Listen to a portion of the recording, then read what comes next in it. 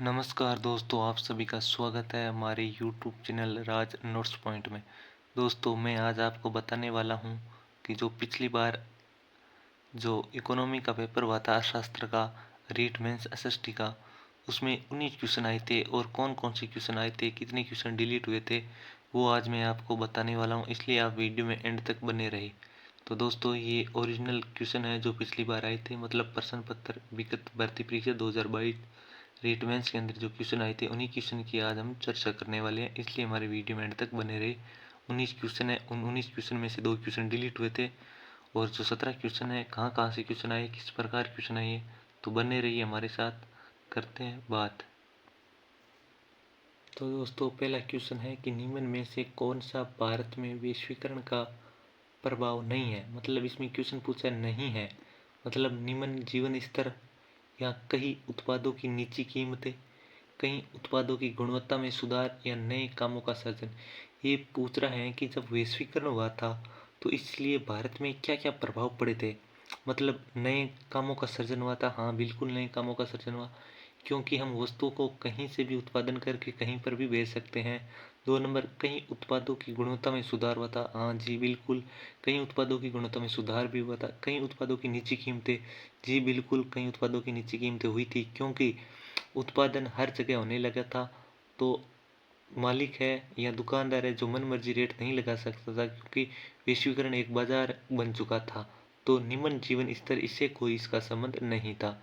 Question number 2 की बात करते हैं कि दिसंबर 29/2022 को राजस्थान में स्वयं सहायता समूह की अधिकतम संख्या वाले जिले का नाम क्या है। तो दोस्तों, करौली था। ये करंट के हिसाब से क्वेश्चन पूछा गया है, तो इस पे आपको ज़्यादा ध्यान देने की आवश्यकता नहीं है, क्योंकि ये बार बार चेंज होते रहते हैं आंकड़े।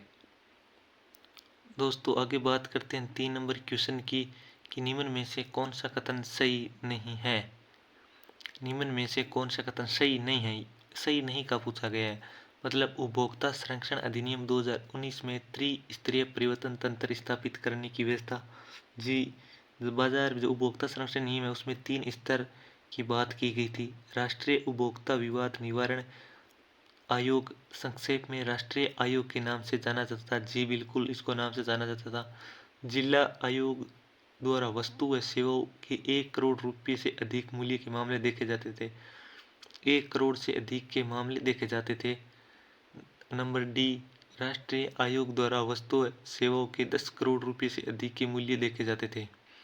हाँ, राष्ट्रीय आयोग द्वारा 10 करोड़ से अधिक मूल्य देखे जाते थे, लेकिन जिला आयोग द्वारा 1 करोड़ से कम मूल्य देखे जाते थे, अधिक के नहीं देखे जाते, क्योंकि 1 करोड़ से 10 करोड़ तक के मूल्य हैं जो राज्य आयोग के द्वारा देखे जाते थे। इस प्रकार ये क्वेश्चन नंबर 3 है वो, इसका से डिलीट हो जाता है क्योंकि ये क्वेश्चन गलत है। आगे बात करते हैं 4 नंबर की कि निम्न में से कौन सा राजस्थान राज्य कृषि विपणन बोर्ड का कार्य नहीं है। तो ये क्वेश्चन डिलीट हो गए, क्योंकि इसमें सारे है वो सही ऑप्शन दे दिए गए हैं। बात करते हैं कि मंडी क्षेत्र में संरचनात्मक विकास करना, बिल्कुल इसका कार्य था। किसानों को प्रशिक्षण देना भी इसका कार्य था। विपणन प्रणाली में सुधार करना भी इसका कार्य था। और कृषिगत उत्पादों की कीमत का निर्धारण, ये भी इसका कार्य था। आगे बात करते हैं आर्थिक सुरक्षण 2024-25 के अनुसार। मैंने ये क्वेश्चन है थोड़ा अपडेट कर लिया गया, क्योंकि ये क्वेश्चन 2022-23 के हिसाब से पूछा गया था। मैं आपको 22-23 के हिसाब से भी बता दूंगा और वर्तमान में क्या है ये भी बता दूंगा, तो आपका ये क्वेश्चन साथ में तैयार हो जाएगा। तो दोस्तों, ये क्वेश्चन इस प्रकार था कि आर्थिक सर्वेक्षण 2022-23 के अनुसार भारत में 2023-24 में सेवा क्षेत्र के सकल जोड़े गए मूल्य में वृद्धि का अनुमान, मतलब अनुमान कितना लगाया गया था उस टाइम, अनुमान 8.2 लगाया गया था, मतलब इसका उत्तर द होगा। लेकिन मैंने इसको करेक्शन करके वर्तमान के आंकड़े के हिसाब से इसको अपडेट कर लिया गया, क्योंकि वर्तमान में 8.3% है। तो इस चीज़ का आप ध्यान रखें।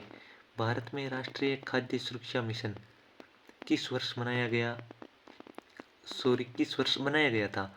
हाँ, ये क्वेश्चन है वो 2000, ये अधिनियम है वो खाद्य सुरक्षा वाला, ये 2013 के अंदर बनाया गया था। भारत में राष्ट्रीय खाद्य सुरक्षा अधिनियम किस वर्ष बनाया गया था, ये 2013 के अंदर बनाया गया था। तो दोस्तों, आगे बात करते हैं कि 2022 में भारत में मानव विकास सूचकांक में प्रथम कोटि प्राप्त करने वाला राज्य कौन सा था? तो ये क्वेश्चन है वो डिलीट हो चुका था, तो अपन को ज़्यादा इस पर ध्यान नहीं देना है। आगे क्वेश्चन की बात करते हैं। मैं बोल रहा था ना मेरे को 2 क्वेश्चन डिलीट हुए, तो ये 2 क्वेश्चन यही थे। आगे बात करते हैं सही अभिव्यक्ति क्या है। तो आपको इसमें से सही उत्तर छांटना था कि शुद्ध राष्ट्रीय उत्पाद बराबर सकल राष्ट्रीय उत्पाद माइनस मूल्यह्रास, या फिर साधन लागत पर शुद्ध राष्ट्रीय उत्पाद बराबर राष्ट्रीय आय। ये तो हो ही नहीं सकता। शुद्ध राष्ट्रीय उत्पाद बराबर सकल राष्ट्रीय उत्पाद माइनस मूल्यह्रास एवं साधन लागत पर शुद्ध राष्ट्रीय उत्पाद बराबर राष्ट्रीय आय, दोनों, मतलब ये क्वेश्चन सही है इसका। और शुद्ध घरेलू उत्पाद बराबर सकल घरेलू उत्पाद प्लस मूल्यह्रास, प्लस होगा ही नहीं क्योंकि इसके अंदर माइनस होगा, तो ये क्वेश्चन इस प्रकार होगा। अगले क्वेश्चन 9 नंबर की बात करते हैं कि निम्न में से किसे साख की शर्तों में शामिल नहीं किया जाता है। मतलब इसकी साख की जो, तो दोस्तों बात करते हैं कि क्वेश्चन नंबर 9 की निम्न में से किसे साख की शर्तों में शामिल नहीं किया जाता है। तो इसको ब्याज दर को शामिल किया जाता है, सहपार्श्विक व प्रलेखन को शामिल किया जाता है, पुनर्भुगतान का तरीका भी शामिल किया जाता है, लेकिन उधार लेने वाली व्यक्ति की शिक्षा का इसमें कोई भी बात नहीं की गई है। Poverty and un-British rule in India पुस्तक के लेखक कौन थे? तो दोस्तों ये सभी को पता है कि दादा भाई नौरोजी थे। विश्व व्यापार संगठन की स्थापना का वर्ष है वो 1995, सभी को पता है। तो इस प्रकार रीट के अंदर क्वेश्चन पूछे गए थे, बहुत ही ज़्यादा सरल क्वेश्चन थे, क्योंकि पिछली बार है वो पद काफ़ी ज़्यादा थे तो इस प्रकार पूछे गए थे। लेकिन इस बार इस प्रकार के प्रश्नों के भरोसे में आप एग्ज़ाम देने मत चले जाना, क्योंकि इस बार थोड़ा क्वेश्चन हाई लेवल के पूछे जाएंगे। और अध्यक्ष साहब ने भी बोल दिए हैं कि क्वेश्चन कुछ पेपर है वो अलग लेवल का बनाया जाएगा। आगे बात करते हैं कि 12 नंबर क्वेश्चन के बारे में। उत्पादों के मांग पक्ष के आधार पर सकल घरेलू उत्पाद की गणना करने का एक वैकल्पिक तरीका है। मतलब उत्पाद विधि या जोड़े गए मूल्य की विधि, व्यय विधि या आय विधि। तो दोस्तों इसमें होगा व्यय विधि। दोस्तों नेक्स्ट क्वेश्चन की बात करते हैं 13 नंबर की। निम्न में से कौन सा अनौपचारिक क्षेत्र ऋण का स्रोत है? साहूकार या व्यापारी या सहकारी संस्था या साहूकार व व्यापारी दोनों। तो दोस्तों ये तो बहुत ही आसान क्वेश्चन था, क्योंकि साहूकार है वो अनौपचारिक है और व्यापारी है ये दोनों अनौपचारिक हैं। लेकिन सहकारी संस्था ये एक सरकारी होगी तो ये औपचारिक संस्था है। इसका आंसर डी होगा। आगे बात करते हैं राजस्थान में मूंगफली की प्रमुख मंडी कहाँ स्थित है? तो ये भी बीकानेर है। ये भी सरल क्वेश्चन था, कोई ज़्यादा टफ क्वेश्चन नहीं था। आगे बात करते हैं कि 2020-21 चालू कीमतों पर अधिकतम प्रति व्यक्ति विशुद्ध राज्य घरेलू उत्पाद वाला भारत का राज्य था। तो उस टाइम गोवा था और अब आंकड़े अपडेट हो गए हैं, उसी के हिसाब से अपन को याद करना होगा। भारत में ईस्ट इंडिया कंपनी का प्राथमिक उद्देश्य क्या था? ये मैंने आपको नोट्स के अंदर बता दिए हैं, तो प्लेलिस्ट बनाई गई है, वहाँ से आप सारे क्वेश्चन कहाँ कहाँ से बने हैं तो आप देख सकते हो। मैंने आपको शॉर्ट नोट्स अवेलेबल करा दिए गए हैं।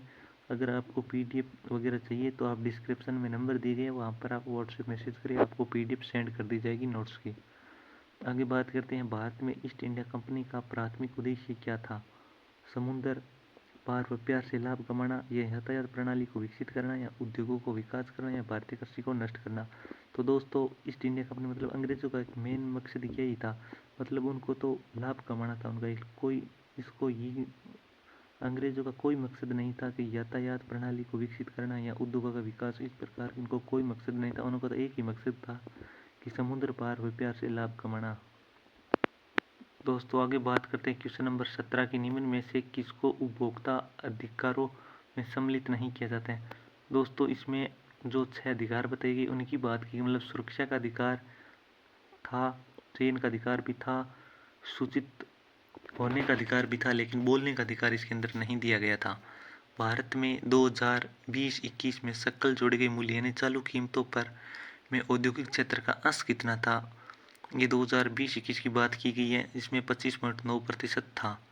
आगे बात करते हैं सरकार द्वारा लगाए गए प्रतिबंधों या रुकावटों को हटाना क्या कहलाता है? ये उदात्तीकरण कहलाता है। तो दोस्तों मैंने ये सारे किस किस प्रकार से कहाँ कहाँ से क्वेश्चन आए हैं तो मैंने सारे शॉर्ट नोट्स है वो आपको अवेलेबल करा दिए गए हैं। अगर आपको किसी भी प्रकार की कोई दिक्कत है आप नीचे कमेंट करके बता सकते हो, हम आपको उसका सॉल्यूशन करने के लिए तत्पर रहेंगे। और आपको शॉर्ट नोट्स नहीं मिल रहे हैं तो आप व्हाट्सएप मैसेज करिए, हम आपको पीडीएफ है वो सेंड कर देंगे। मिलते हैं नेक्स्ट वीडियो में जल्दी, तब तक बने रहे। धन्यवाद दोस्तों।